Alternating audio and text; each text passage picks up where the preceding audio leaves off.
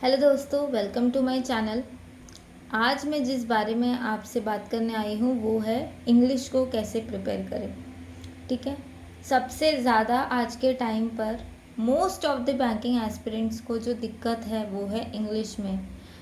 Reasoning हो जाता है, मैथ्स हो जाता है, प्रैक्टिस करते करते हो जाता है, जैसे तैसे हो जाता है। मेन दिक्कत आके अटकती है सिलेक्शन में, वो है इंग्लिश। ठीक है। सबसे पहला ये कि इंग्लिश को चलो जैसे तैसे प्री मान लो क्लियर हो जाता है, बट मेंस में आप इंग्लिश से बच नहीं सकते, क्योंकि जो प्रीलिम्स में जो आरसीबी आता है, जिसे जो रीडिंग कॉम्प्रिहेंशन आता है, वो डायरेक्ट आता है मोस्टली। मतलब जो आपको क्वेश्चन दिया है उसका जो आंसर होता है वो सीधा सीधा आपके पैराग्राफ में दिया होता है। बट मेंस में ऐसा नहीं होता है। मेंस में you have to understand the paragraph. मतलब आपको जो आरसी दिया है उसे आपको समझना है, और कंक्लूजन बेस्ड होता है उसके जो क्वेश्चन एंड आंसर्स होते हैं। मतलब जो आपको क्वेश्चन पूछा है उसका डायरेक्ट जो उसका आंसर है वो मिलना मुश्किल होता है। मतलब कम रहता है कि डायरेक्ट आपको उसमें दिया हो। आपको उसके आंसर को समझना पड़ता है, पैराग्राफ को समझना पड़ता है, और उससे फिर जो है आंसर को चूज़ करना पड़ता है। तो ये डिफरेंसेस रहते हैं, इसीलिए आप इंग्लिश से बच नहीं सकते हो। आपको उसे प्रिपेयर करना पड़ेगा। इतना कम से कम प्रिपेयर करो कि एक एवरेज मार्क्स आप कम से कम ले आओ, और जितना अटेम्प्ट कर रहे हो इंग्लिश में एक्यूरेसी मेंटेन रहे।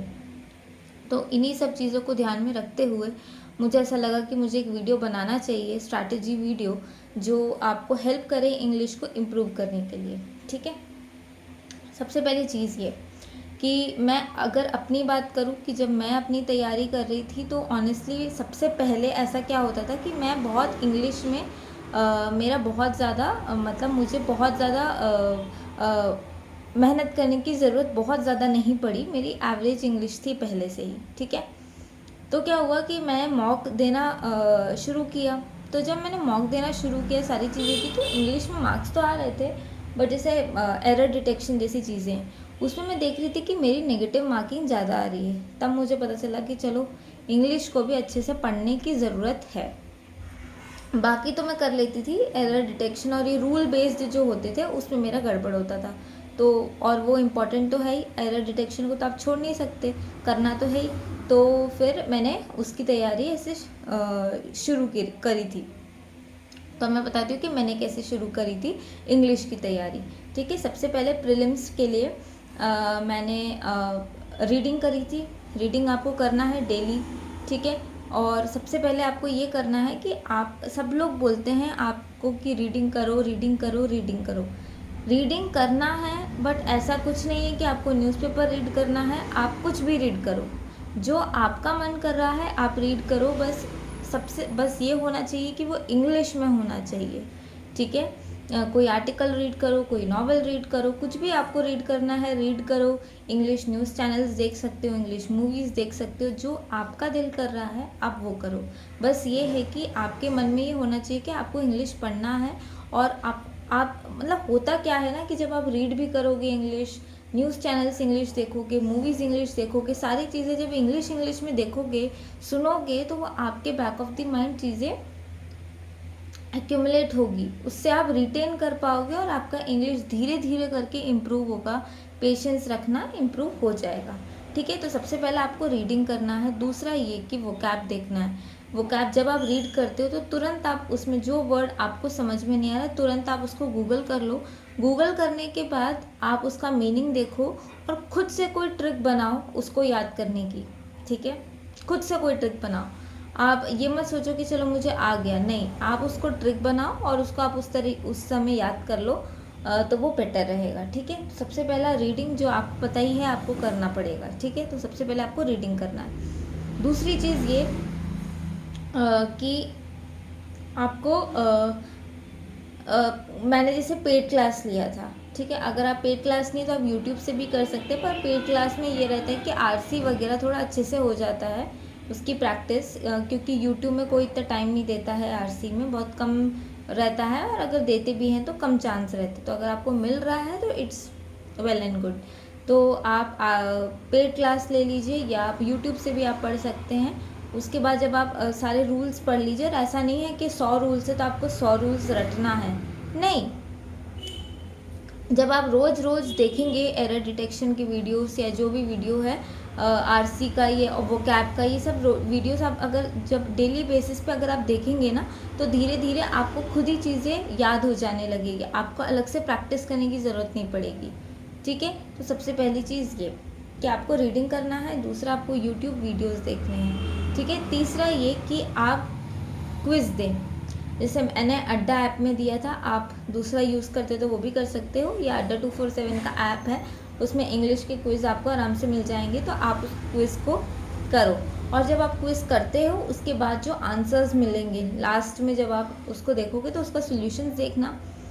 सोल्यूशन देखने के बाद उसमें जो भी चीज़ें रहेगी, वो कैप वगैरह भी उसमें दिया रहता है कि वो कैप का क्या मीनिंग है, वो सारा भी एक बार आप गो थ्रू कर लेना, क्योंकि वो इम्पॉर्टेंट वर्ड्स होते हैं जो कि इंग्लिश में काफ़ी सारे पूछे जाते हैं, तो आप उसको भी तैयार कर लेना। ठीक है, तो पहला हो गया आपका रीडिंग, दूसरा हो गया आपका यूट्यूब वीडियोस, थर्ड हो गया आपका क्विज़। ठीक है, ये तीन चीज़ें जो मैंने आपको बताई है, रीडिंग, यूट्यूब वीडियोस, तीसरा क्विज़। ठीक है, ये तीन चीज़ें जो मैंने बताई है, आप इसको कम से कम 1 महीना करो। ये 1 महीना करने के बाद आप मॉक देना शुरू करो।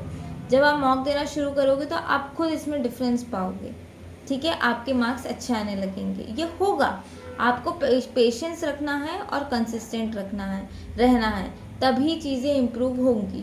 ठीक है, क्योंकि इंग्लिश ऐसी चीज़ है कि वो मैथ्स, और अगर आप देखोगे ना तो मैथ्स और रीजनिंग बहुत आराम से इम्प्रूव हो सकती है अगर बंदा बहुत अच्छे से ईमानदारी से उसको प्रैक्टिस करे, बट इंग्लिश टाइम लेता है। It will improve but it will take time, ये होता ही होता है, ये फैक्ट है। इंग्लिश में अगर आपको इम्प्रूव करना है तो मैथ्स और रीजनिंग से ज़्यादा मेहनत लगती है इंग्लिश में, अगर आपकी इंग्लिश वीक है तो। ठीक है, तो इंग्लिश और रीजनिंग को भी प्रैक्टिस करना है और इंग्लिश को भी साथ में लेके चलना है। और दूसरी चीज़ मैं आपको ये बता दूँ कि इंग्लिश अगर आपकी वीक है तो मैथ्स और रीजनिंग को इतना स्ट्रॉन्ग बना लो कि आप उसमें मैक्सिमम अटेम्प्ट्स कर पाओ, और इंग्लिश में भले ही थोड़े भी कम अटेम्प्ट्स करो विथ एक्यूरेसी, तो आपका वो मेंटेन हो जाए। ठीक है, तो इंग्लिश और रीजनिंग, मैथ्स और रीजनिंग को आपको बहुत स्ट्रॉन्ग बनाना है, और इंग्लिश को इतना बना लेना है कि कम से कम एग्ज़ाम आपका क्लियर हो जाए विथ एक्यूरेसी। ठीक है, तो पहला ये चीज़ें हो गई। और एरर डिटेक्शन के वीडियोस रेगुलर बेसिस पे देखिए, मैं बोल रही हूँ आपका जब भी क्या बोलते हैं इंग्लिश का, अगर आपके मतलब 1 महीना 2 महीना 3 महीना जितना भी है, अगर आप रोज़ पढ़ रहे हैं और आपको लग रहा है कि इम्प्रूव हो रही है, अच्छा हो रहा है, ठीक है, वेल एंड गुड, बट आपको एरर डिटेक्शन के वीडियोस रोज़ देखना ज़रूरी है। क्योंकि प्रीलिम्स तो आप निकाल लोगे, मेंस में आता है, अटकेगी सुई आपकी सारी मेंस में, क्योंकि आप देखोगे कि प्रीलिम्स में आप जो भी चीज़ों से भागते हो इंग्लिश में, कोई भी सब्जेक्ट में, जैसे इंग्लिश ले लो आप, इंग्लिश में एरर डिटेक्शन, ठीक है, और आरसी, मोस्टली लोग इसी से डरते हैं, और ये सबसे ज़्यादा आता है मेंस में, आरसी, एरर डिटेक्शन। ठीक है, मैथ्स में ले लो, मैथ्स में लोग डरते हैं अरिथमेटिक और डीआई से, मेंस में क्या आता है मैथ्स में, डीआई और अरिथमेटिक सबसे ज़्यादा। रीजनिंग में किससे डरते हैं, सिटिंग अरेंजमेंट पजल से, सबसे ज़्यादा क्या आता है, सिटिंग अरेंजमेंट पजल, ये इनपुट आउटपुट जैसे 1-2 और वो आ जाते हैं चैप्टर्स। तो जो भी चीज़ों से लोग भागते हैं प्रीलिम्स में, वो सारी चीज़ें मेंस में आती है। मतलब आप भाग किसी भी चीज़ से नहीं सकते हो, आपको पढ़ना सब कुछ है, सब कुछ कवर करना है आपको, तो उसके लिए डरने की कोई बात नहीं है। जो मैं आपको बता रही हूँ इंग्लिश के लिए, वो स्ट्रैटेजी आप बनाओ, आपके मार्क्स इम्प्रूव होंगे।